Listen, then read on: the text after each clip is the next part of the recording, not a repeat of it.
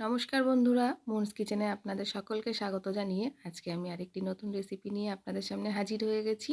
আজকের রেসিপি হলো দই ভেটকি। দই ভেটকি অনুষ্ঠান বাড়িতে যেভাবে করে আজ আমি সেইভাবেই করে আপনাদেরকে দেখাবো। তো এখানে আমি প্রায় 1 কেজি ভেটকি মাছ নিয়ে নিয়েছি। ভেটকি মাছগুলো দেখুন আমি সম্পূর্ণই নিয়েছি, পেটি মাথা লেজা সবই আছে। তো এগুলো খুব ভালো করে কিন্তু লবণ আর হলুদটাকে মাখিয়ে নিতে হবে, কারণ লবণ আর হলুদ যত ভালো করে মাখানো হবে মাছটার ভেতরে কিন্তু নুনটা তত বেশি ভালো করে ঢুকবে এবং খেতেও টেস্ট হবে। তো প্রত্যেকটা মাছ ধরে ধরে এইভাবে কিন্তু আমি মাখিয়ে নেব। আর এর মধ্যেই বলে রাখি, যেসব বন্ধুরা আমার চ্যানেলে নতুন তারা কিন্তু আমার চ্যানেলটিকে প্লিজ সাবস্ক্রাইব করবেন এবং পাশে থাকা বেল আইকনটি অবশ্যই প্রেস করবেন। আচ্ছা, এইবার দেখুন আমি অন্যদিকে কড়াই নিয়ে নিয়েছি। কড়াইয়ের মধ্যে দিয়ে দিলাম তেল পর্যাপ্ত পরিমাণে। তেলটা গরম হলেই মাছগুলোকে একটা একটা করে ছেড়ে দেব।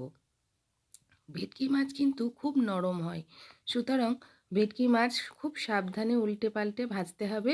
আর এই মাছটা খুব বেশি লাল করার প্রয়োজন নেই, জাস্ট একটু সাঁতলে নিলেই হবে।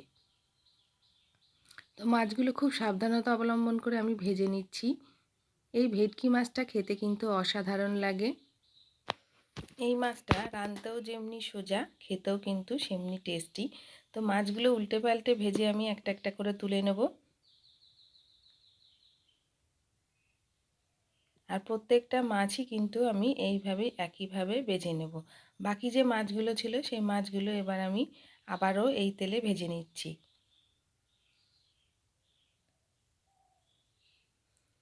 তো সব মাছগুলো ভাজা হয়ে গেছে। এবার মাছ ভাজার তেলে দিয়ে দেব একটু জিরে ফোড়ন। ফোড়নটা একটু লাল হয়ে আসলে ওর মধ্যে দিয়ে দেব 1 চামচ চিনি। চিনিটা কিন্তু স্বাদের জন্য নয়, কালারের জন্য দেয়া হয়েছে। এইবার আমি এখানে প্রায় 3টে ছোট ছোট পেঁয়াজ নিয়ে চপ করে নিয়েছি।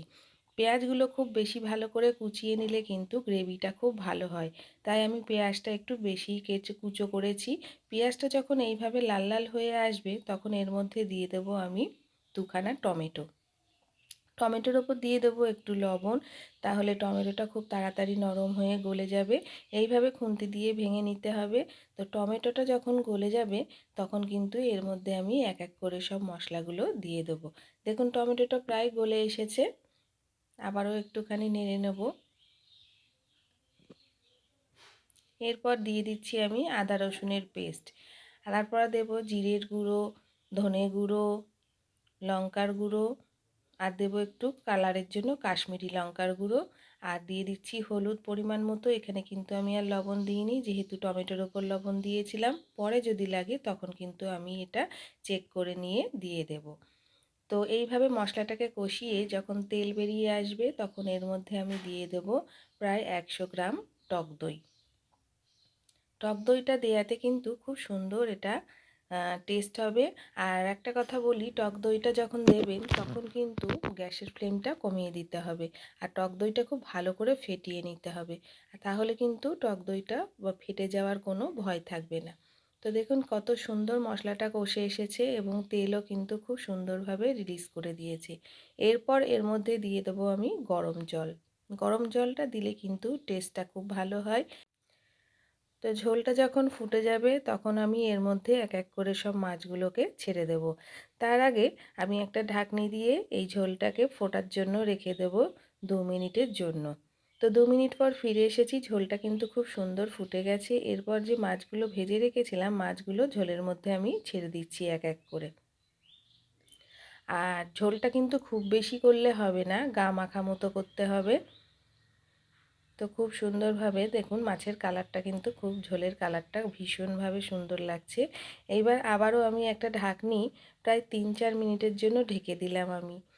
তো 3-4 মিনিট পর ফিরে এসে এর ওপরে দিয়ে দেবো কিছু কুচনো ধনেপাতা।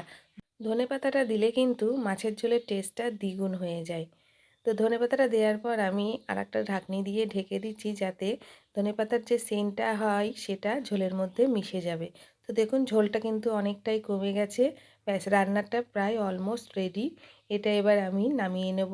তো গ্যাসের ফ্লেমটা বন্ধ করে এটাকে আমি 5 মিনিটের জন্য স্ট্যান্ডিং টাইমে রেখে দিচ্ছি। তো রান্নাটা প্রায় কমপ্লিট। আজকের রান্নাটা কেমন লাগলো আপনারা কিন্তু অবশ্যই এইভাবে একবার বাড়িতে ট্রাই করবেন। আর ভীষণই ভালো লাগবে খেতে, আমি আপনাদের কথা দিচ্ছি। আর রান্নাটা যদি ভালো লেগে থাকে তাহলে প্রত্যেকবারের মতো লাইক, শেয়ার, কমেন্ট এবং সাবস্ক্রাইব করে পাশে থাকা বেল আইকনটি কিন্তু অবশ্যই প্রেস করবেন। তাহলে যখনই আমি নতুন কোনো রেসিপি আপলোড করব, আপনাদের কাছে নোটিফিকেশান সবার আগে পৌঁছে যাবে। তো আজকের মতো এই পর্যন্তই। আবার অন্য কোনো দিন অন্য কোনো রেসিপি নিয়ে আপনাদের সামনে হাজির হয়ে যাব। আর একটা কথা বলি, আপনারা যদি আপনাদের মনের মতো কোনো রান্না দেখতে চান বা জানতে চান তাহলে কিন্তু আমাকে অবশ্যই কমেন্ট করে জানাবেন। তাহলে আমি আপনাদের মতো রান্না করে আপনাদের দেখাতে পারি। তো ঠিক আছে, নমস্কার।